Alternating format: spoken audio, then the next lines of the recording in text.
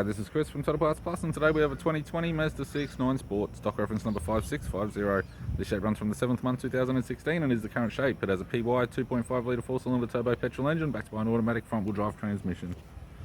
PY 2.5 litre 4-cylinder turbo petrol engine with the left front 18-inch factory alloy mag with a good tyre, left power door mirror. Both left-hand doors appear to have no damage. Left rear 18-inch factory alloy mag with a good tyre, left tail light, left tailgate garnish, tidy rear bumper cover.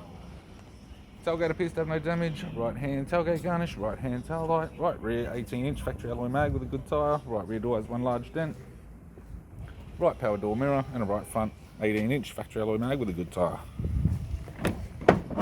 We have the driver's side door trim, power window master switch. This vehicle is fitted with black cloth interior, automatic type console, automatic gear shifter, command controls, climate control, heater controls, sat nav display screen, interior mirror, courtesy lamp, left sun visor, right sun visor, instrument cluster, and a tidy 3-spoke leather steering wheel with cruise audio and phone buttons.